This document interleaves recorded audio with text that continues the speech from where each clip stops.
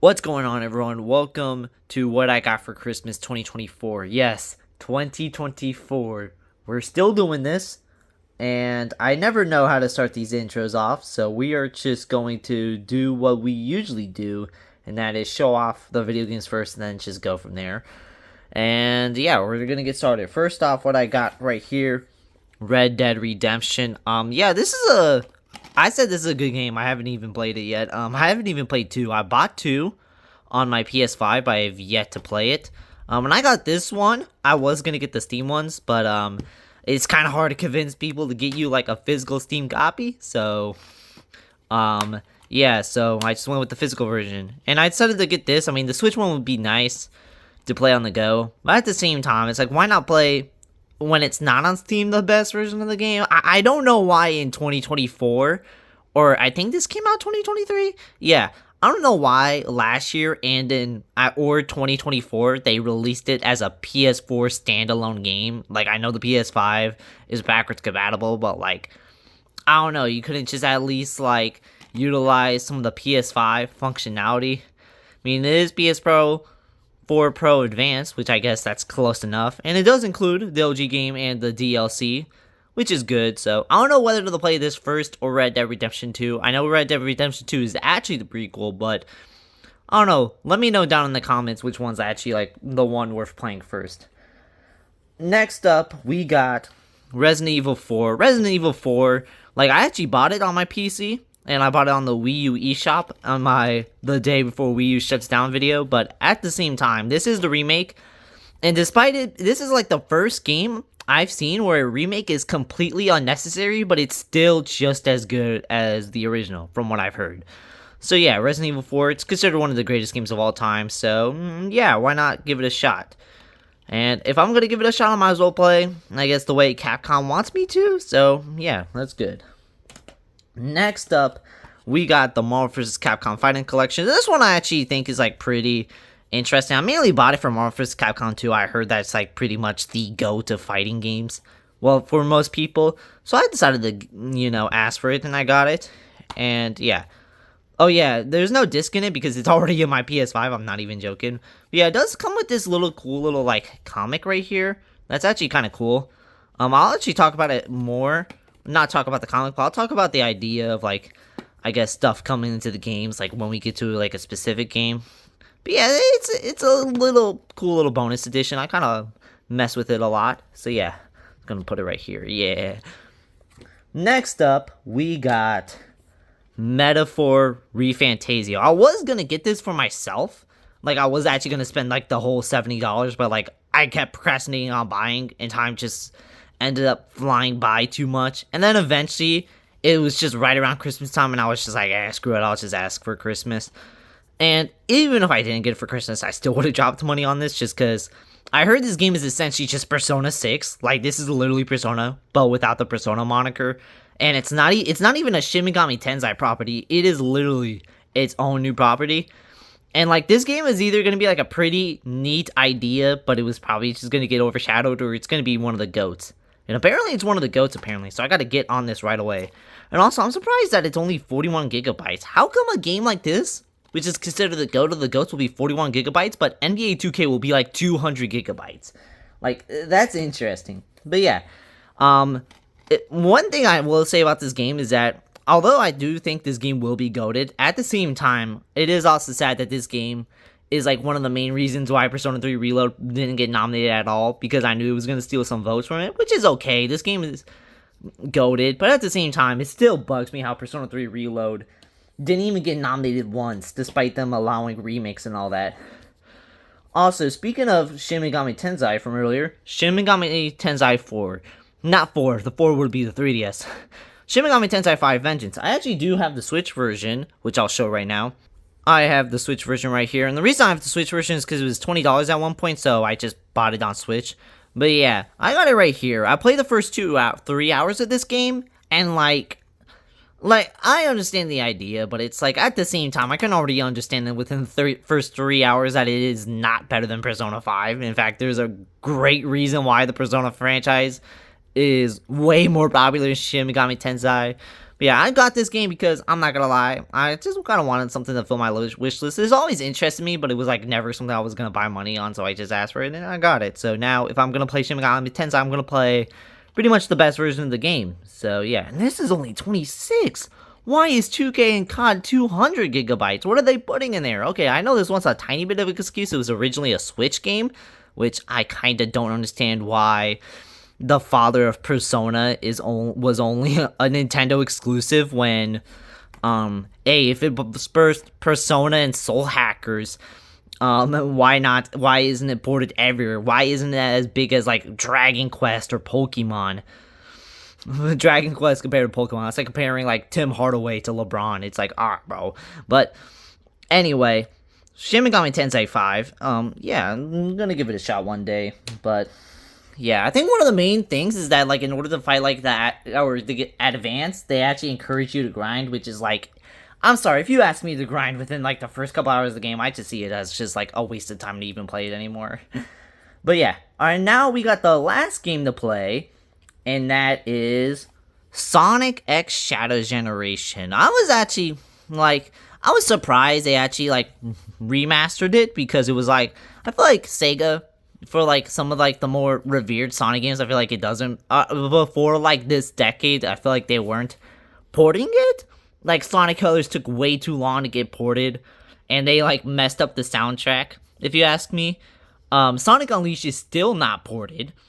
And Sonic Generations, I thought was just gonna stay on the PS3 and 360, but hey, it's on the PS5, and they actually gave Shadow his own thing. And also, about like the stuff in games, it's like, what I was talking about is this. Like, although I understand why they don't put stuff in games anymore like this, because, well, who reads it? But like, it's always nice to see that at least Sega cares about it, if I can get this out. But yeah, you got this little, like, notebook about Professor Gerald Robotnik, which I think is really cool. Like, it's a cool touch. And you got promo for the Sonic 3 movie, and then you got that. Not showing that off, but yeah, there's also a reversible cover right here, if I can just take the game out. And yeah, I think the reversible cover is cool, but like, I think the OG cover is better. Yeah, this is gonna be a game I'm gonna play. It's kind of like a Mario. It's kind of like a 3D World situation where it's like you got the new stuff, but you can also choose to play like the old stuff, which is going to be nice. It's going to be nice playing Generations again. I guess if there's one thing I'm not excited for, I'm just not excited for playing Planet Wisp. It's definitely the least best in the game. I don't even know why they added it. It's not even the best map in Sonic Colors. Next up, we got, it's still gaming. It's still game related. We're still going down the gaming route before we actually go on to like the other multi-medium stuff. So yeah. And now we got the Sora amiibo. Yeah. Well, I mean, amiibos, I don't know if they'll continue doing amiibos for the Switch too. They probably will, just because, I mean, if they're carrying on the Switch moniker, might as well continue some stuff. And I guess Amiibo still has, like, their bunch of fans, but at the same time, it's like, you can tell Nintendo after, like, COVID just kind of just stopped trying as much anymore. They still do it for, like, their mainline games, but at the same time, it's like, it's kind of clear that Nintendo, it's not going to be surprising if they chose to move on for Switch 2, but what I'm trying to say is, we got the Sora Amiibo right here. I think it released this year. If so, dang, that should tell you the processing and like the development of the amiibos, because they take so long to come out. But yeah, we got Sora right here. Wait, is that the Disney? Oh, look at that, Disney right there, the Mickey Mouse. Let's go, the LeBron. Ha, I'm playing. Anyway, but yeah, I think this is probably going to be the only time Disney and Nintendo are going to collaborate like that, because I guarantee you Sora is not coming into the next Smash game. Watching Smash 6, fucking Sora is going to be like a main character. That's going to be crazy, but I don't think so. But yeah, this is cool. I think Sora's like fun to play in Smash. He's like really floaty like Mewtwo, and he's like, he has an interesting playstyle, so I prefer it. And yeah. Next up, we got Kazuya right here, the most OP character when it's a one-on-one game. Well, you would think that, but Minecraft Steve apparently exists. I guess nobody knows how to play against him. But yeah, Kazuya is interesting. I infamously said in my E3 Direct video that it was a Virtual Fighter and not Tekken. But yeah, this is Tekken. This is Kazuya. I really got nothing else to say besides Kazuya is pretty cool. I mean, yeah, he's pretty cool. He's also one of the people behind, or one of the characters behind one of my most popular videos. Gotta love that. Next up, we got a 512 gigabyte SD card. I got this for my Switch because my Switch actually holds 228, which is still good. It's still good. Or is it no, it's 256, which is still good, but it's like, yeah, I got full real quick, so I might as well add an extra 300 gigabytes to it. Which I like about the Switch is that even in 2017, they had like a very high like storage list because they knew SD cards would be developed like, or the SD cards would take like a huge leap. And guess what? They were right. 512. So right there, that should hopefully keep me up for a while. So yeah, I got nothing else to say to that. Let's go. And also, my 228 gigabyte card, after I transfer all that, it's going to be used for something useful probably. Let's hope so. Anyway, next up, we got the last gaming related stuff, and that is the Persona 5 art book. Look how big this is. Like, hold on, let me like... That's like 2 amiibos tall. Like, that's big. Like, you could fit 4 amiibos in there. Or 4 amiibos full in boxes. But yeah, I got the Persona art book because, as y'all know, I love Persona. It is such a goated series. Yeah, this is basically what it is. It's an art book. Right here, you get a sneak peek. Whoa, whoa, whoa. Whoa, whoa, whoa, whoa, whoa. Anyway, there we go. But yeah, this book is so big that I actually have shelves behind me and it doesn't fit on any of them. Like, I'm not even joking. So, putting this away somewhere is going to be a challenge, but it's still a fun thing to get. It's still fun to see through, like, how Persona 5 developed and what the artists were coming up with. Next up, we got the albums, the music. Oh my god, music! Yeah, music. So, first up, we got Kendrick Lamar's Good Kid, Mad City. Yep, Good Kid, Mad City. I want GNX when it comes out on CD. It's just it's not on CD because since it was a surprise drop, the physical CD doesn't come out till like March of 2025. That's awesome. Anyway, Good Kid, Mad City. Right here. This is the 10th anniversary edition because apparently, I guess, the OG Deluxe edition, the one with just like the car, the one that's actually the like pictured like a photograph of a car, is just like not available anymore really on Amazon. Or his website, it's just the 10th anniversary collection, which I guess it is what it is. But yeah, basically, it's Good Kid, Mad City. But yeah, I got that. Let's go. Next up, keeping up with hip-hop, we are doing Madvillain. Everybody considers this MF Doom's magnum opus, so I finally have this on CD. Yeah, I really got nothing else to say, so I guess this gives me an excuse to listen to the album in full, so that's good. So that's good at least. Next up, we're gonna continue hip-hop. It's mostly hip-hop, and that is Not All Heroes Wear Capes. I mean, yeah, it's Not All Heroes Wear Capes. I mean, like, he's not even wearing a cape and he's getting blown up. Like, what's happening? But yeah, this is one of the most iconic album covers in, like, the last couple decades. But yeah, this is Metro Boomin's production album. It's pretty good, if you ask me. This is good. But, like, I don't think it's better than his 2022 album. But it's still good. Metro Boomin, he doesn't really miss. So, yeah. Really got nothing else to say about this besides the fact that I'm just using this to build up my Metro Boomin CD collection. I'm not collecting like every variant. That's going to be like just too much time and probably too much money wasted. But I'm pretty much going to buy like the main albums. I already got this. I got the 21 Savage second collab album, Savage Mode 2. I got the second one from 2022. I don't remember the name for some reason, but I got the second one. Oh, it's called Heroes and Villains. Yeah, that's the one. Okay. I got this. I got Heroes and Villains. I got the Savage Mode 2. And I got the Spider-Verse album. The second one.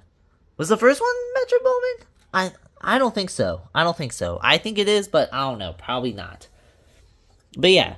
Next up, the last hip-hop album is Nav. Yes, I am a Nav listener. I actually think his music is not that bad.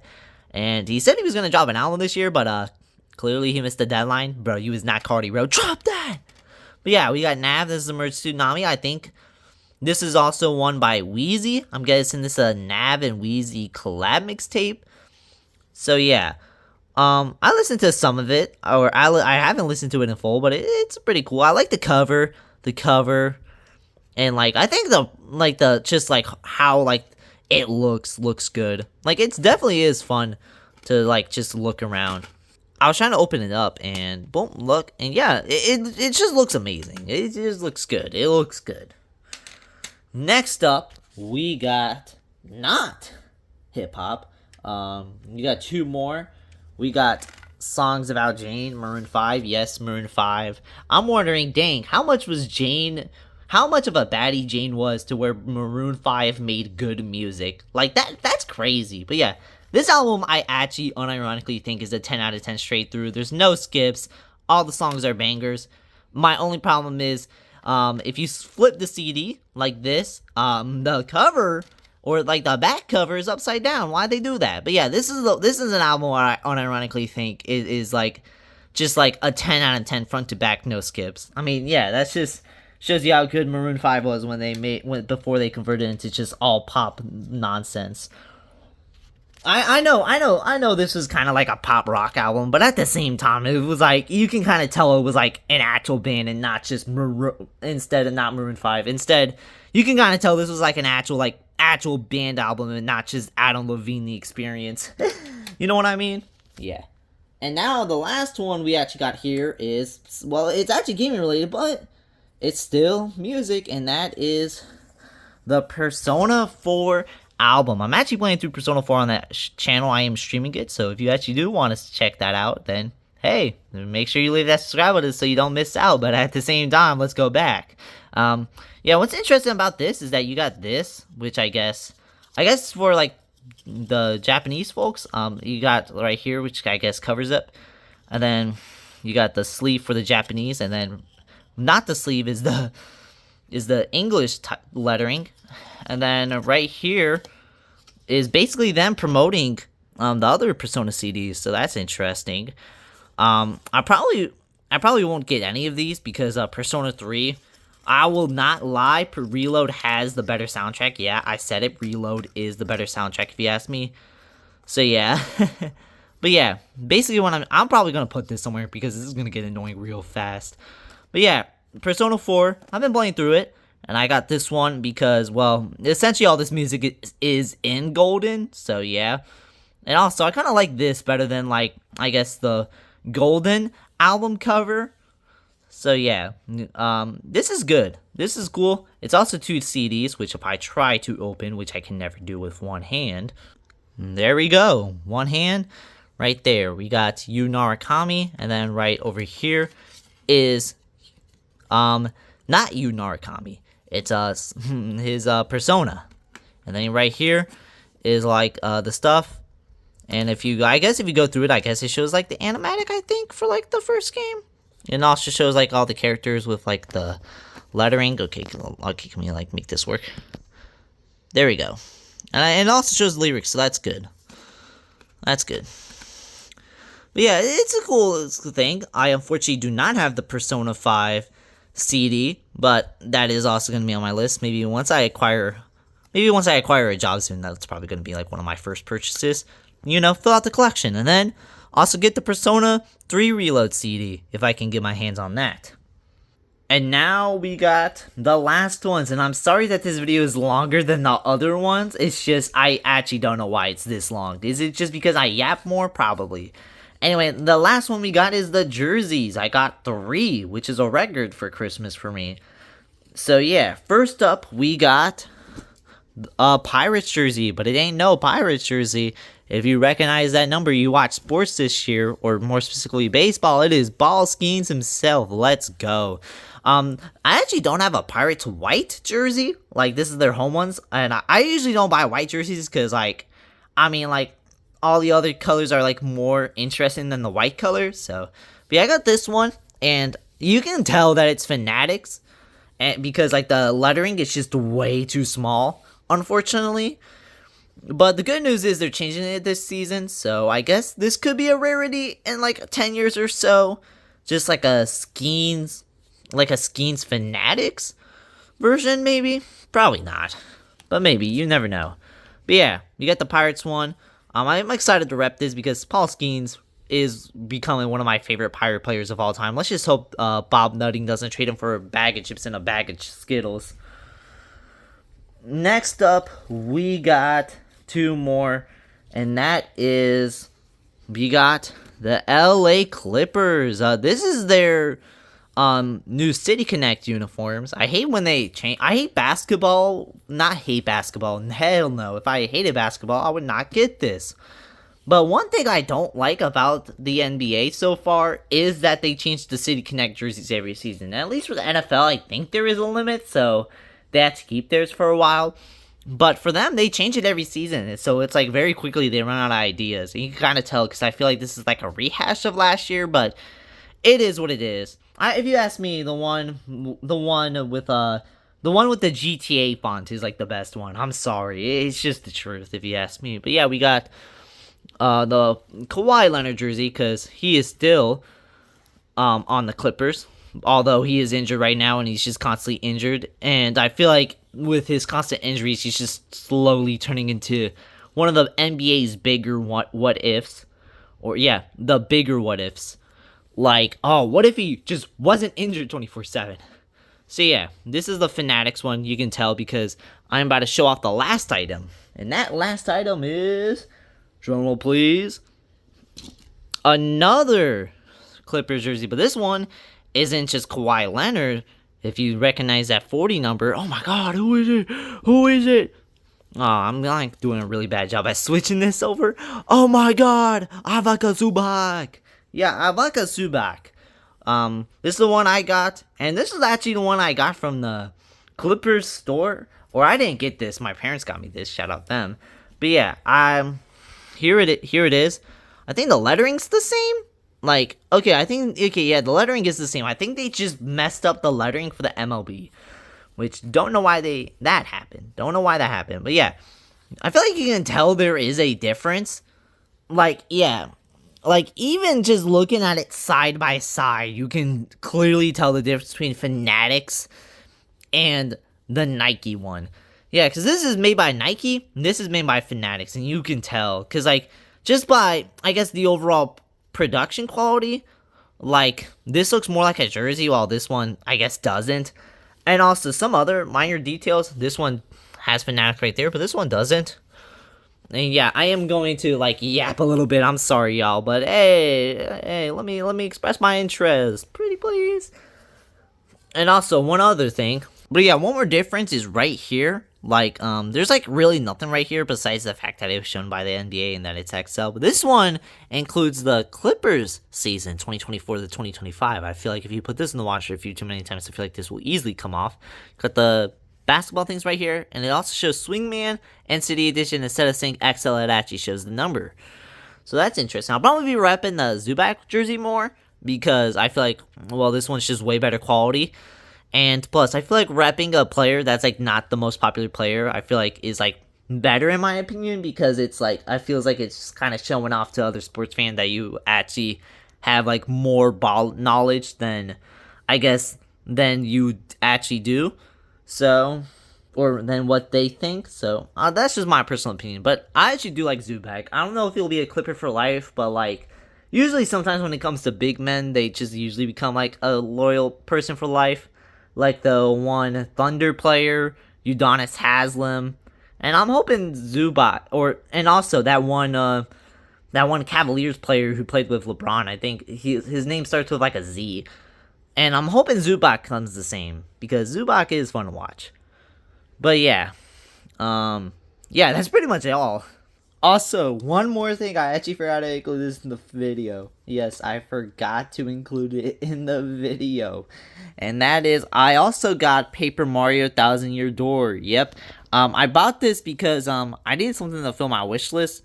And I decided, why not? Let's get Thousand Year Door. Everybody glazes this game, especially Paper Mario fans. I swear they will they'll like look at any Paper Mario game past that, and if it's not like an exact replica of Thousand Year Door, they'll say it's like the worst game of all time.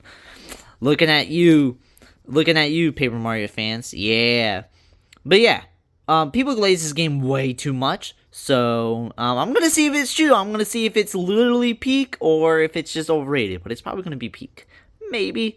I don't know if it is not gonna be better than Persona, but it'll probably be the best Mario RPG. Maybe. I don't know. We'll find out. But yeah, that's actually the last one. Okay, I'm like actually thinking through everything, and yeah, that is the last one. And that is going to be all. That is pretty much all I got for Christmas this year. Like I said, I think I said this in 2022, but like, I'm actually still surprised the series is still going. I guess just kind of assume every episode's the last one because it really will probably be like out of nowhere for me when I realize it'll probably be my last one. What I mean by that is before like people just stop giving me gifts. But yeah, I don't know if that'll happen. I don't know if that'll happen. It will probably happen, but probably not. But who knows? I'm just saying that in advance. But yeah. Also, a few more things. We got a couple more days left in the year. And in terms of that, the Mario Party 9 video is still happening. But yeah, it'll come out before the end of the year. And it'll probably be my magnum opus of 2024. So stay tuned to that. But yeah, this is what I say is a W Christmas. Heck yeah. As always, thank y'all so much for watching. Comment, like, subscribe. And I'll see y'all next time. Bye-bye.